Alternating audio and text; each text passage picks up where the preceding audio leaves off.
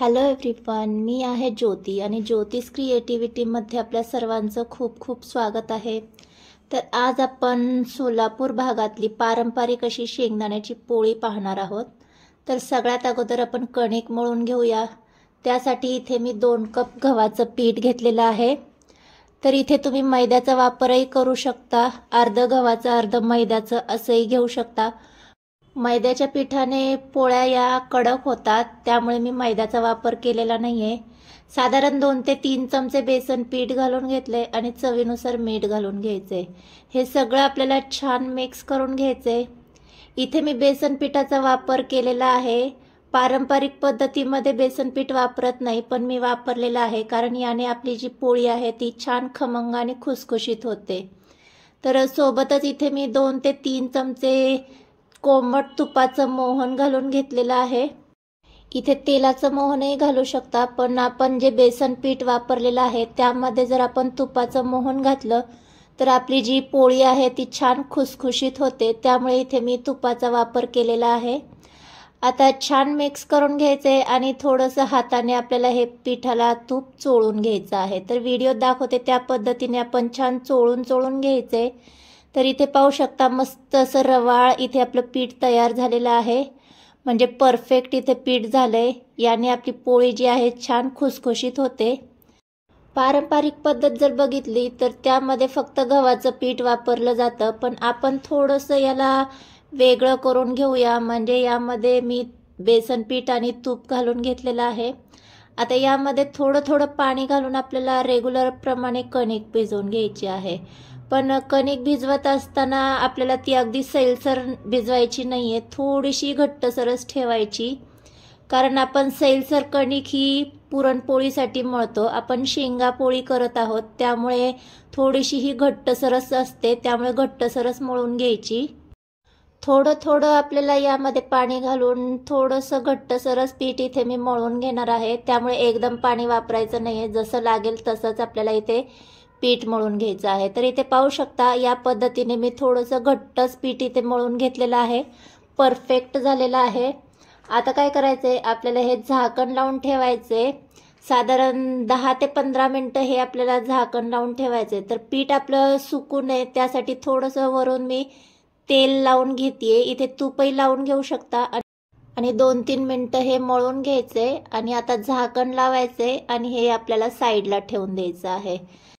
पीठ आपलं छान पद्धतीने सेट होतंय तोपर्यंत आपण काय करायचंय, सारणाची तयारी करून घेऊया। इथे मी 4 कप शेंगदाणे घेतलेले आहेत। इथे मेजरमेंट तुम्ही कमी जास्तही करू शकता। मी या कपने 4 कप शेंगदाणे घेणार आहे, कारण थोडंसं मी सारण जे आहे ते स्टोअर करून ठेवणार आहे, त्यामुळे मी जास्तीचं प्रमाण घेतलंय। आता हे आपल्याला शेंगदाणे मीडियम गॅस करून छान खमंग असे भाजून घ्यायचे आहेत। कच्चे जर शेंगदाणे राहिले तर पोळी खाल्ल्यावर आपल्याला ते बाधू शकतात, त्यामुळे खमंगपणा येईपर्यंत शेंगदाणे आपल्याला भाजून घ्यायचे आहेत।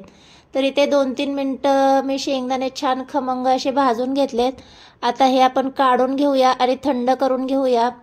सोबतच इथे मी साधारण अर्धी वाटी सफेद तीळ घेतलेले आहेत, ते देखील आपल्याला छान असे भाजून घ्यायचे आहेत। हे ऑप्शनल आहेत, पण पोळीमध्ये घातले की छान लागतात, त्यामुळे मी घालून घेतेय। थोडेसे डाग पडायला लागले की आपण हे देखील आता एका प्लेटमध्ये काढून घेऊया। तर शेंगदाणे आणि तीळ हे आपले थंड होत आहेत, तोपर्यंत त्याच कढईमध्ये मी 1 चमचाभर बडीशेप घेतलेली आहे आणि यामध्येच आपल्याला खसखस देखील घालून घ्यायची आहेत। खसखस आणि बडीशेप ही ऑप्शनल आहे, पण पोळ्यांमध्ये बडीशेप असली की छान लागते, त्यामुळे मी सोबतच भाजून घेतेय। हे देखील 2-3 मिनिटं आपल्याला खमंगपणा येईपर्यंत भाजून घ्यायचे आहेत। आता हे आपल्याला थंड करून घ्यायचे आहेत आणि आता इथे आपले शेंगदाणे देखील बऱ्यापैकी थंड झालेले आहेत। याची साल आपल्याला काढून घ्यायची आहे, तर जेवढी जमेल तेवढी साल इथे काढून घ्यायची। इथे मी बऱ्यापैकी साल काढून घेतली। आता यामध्येच आपल्याला जे भाजून ठेवलेले सफेद तीळ होते ते घालून घ्यायचे आहेत आणि सोबतच खसखस आणि बडीशेप देखील घालून घ्यायची आहे।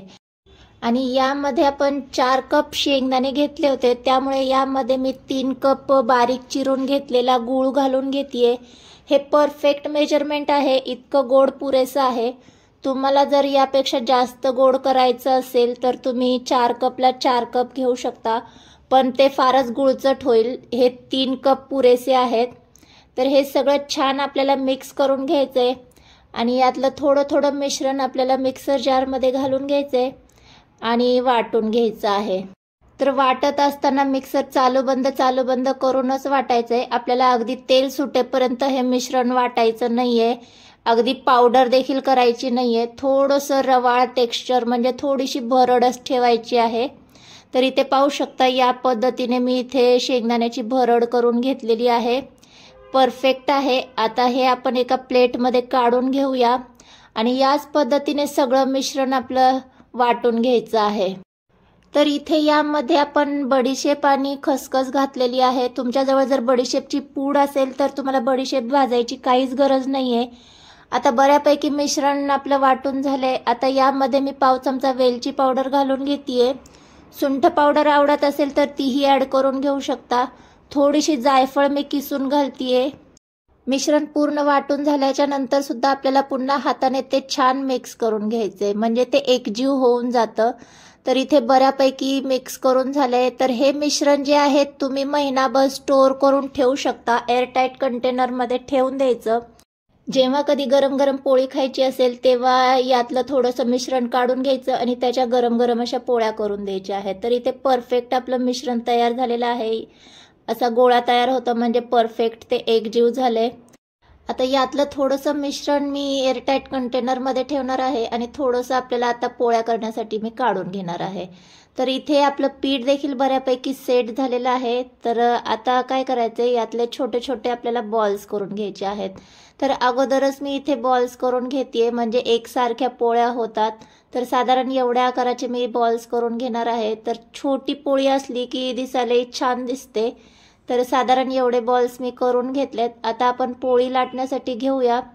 तर आपण जे मिश्रण केलं होतं त्यातलं थोडंफार मिश्रण मी यामध्ये काढून घेतलंय आणि सोबत आपल्याला लागणार आहे सुकं पीठ. तर इथे गव्हाचं सुकं पीठ मी घेतलेलं आहे. थोडंसं हाताला सुकं पीठ लावून घ्यायचंय आणि एक बॉल्स घ्यायचा आहे, त्याची आपण पारी करून घ्यायची आहे. ज्या पद्धतीने आपण पुरणपोळीची पारी करतो तशीच पारी इथे करून घ्यायची आणि जमेल तेवढं यामध्ये सारण आपल्याला स्टफ करून घ्यायचे आणि पारी आपल्याला सील करून घ्यायची आहे. तर तुम्ही पाहिलं असेल तर सोलापूरच्या भागात ही पारंपरिक अशी रेसिपी आहे.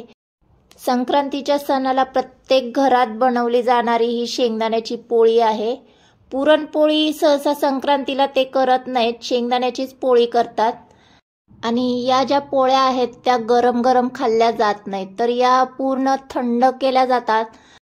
सगळ्या पोळ्या या बनवून ठेवतात आणि 2-3 दिवस या स्टोअर करून ठेवतात आणि नंतर या खाल्ल्या जातात. तर सहज 4-5 दिवस टिकतात या पोळ्या, अजिबात खराब होत नाहीत आणि तसेही थंडीचे दिवस असतात त्यामुळे खराब होण्याची चान्सच नसतात. तर इथे पाहू शकता मी सारण देखील बऱ्यापैकी स्टफ करून घेतलेलं आहे. छान आतमध्ये प्रेस करून करून सारण स्टफ करायचंय म्हणजे सारण जे आहे ते पोळीमध्ये सगळीकडे समान पसरलं जातं. तर राहिलेला भाग हा सील करून घ्यायचा आहे आणि जे एक्स्ट्राचं पीठ असेल ते आपल्याला काढून घ्यायचं आहे. तर याच पद्धतीने आपण सगळे बॉल्स करून घ्यायचे.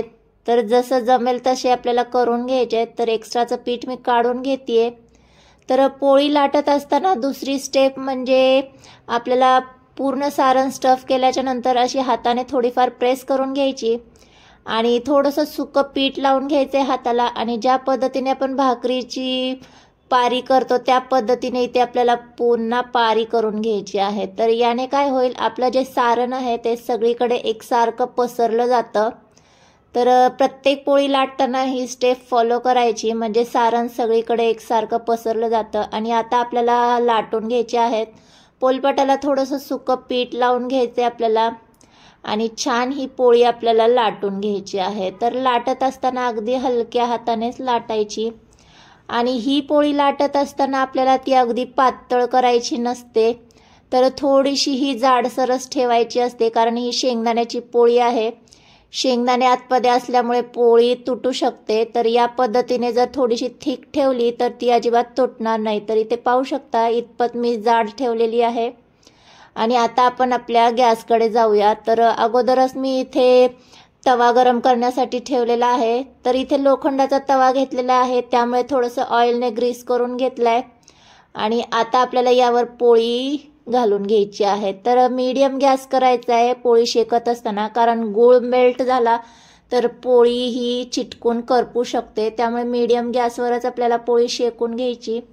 एक साईड झाल्याच्या नंतर तुम्ही पाहू शकता मस्तच झालेली आहे।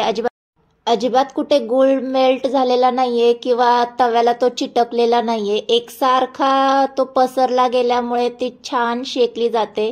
तर सगळ्या बाजूने आपल्याला ती एकसारखी शेकून घ्यायची आहे। आणि या पोळीला तेल लावलं जात नाही शेकत असताना, का ते मी पुढे सांगते। एक साईड छान शेकून झाली की आपल्याला ती पलटी करून घ्यायची आणि दुसरी बाजू देखील आपल्याला त्याच पद्धतीने शेकून घ्यायची आहे। तर इथे पाहू शकता मस्त अशी टम्म फुगलेली आहे आणि काटोकाट याचं सारण देखील आपलं भरलेलं आहे। तर मी अशाच पद्धतीने सगळ्या पोळ्या इथे शेकून घेणार आहे। मस्तच दिसतायत, कलर देखील खूपच सुरेख आलेला आहे, खुसखुशीतही दिसतीये। तर याच पद्धतीने आपण सगळ्या पोळ्या करून घेणार आहोत। तर इथे पाहू शकता मी सगळ्या पोळ्या करून घेतलेल्या आहेत, मस्तच खमंग आणि खुसखुशीत झालेल्या आहेत।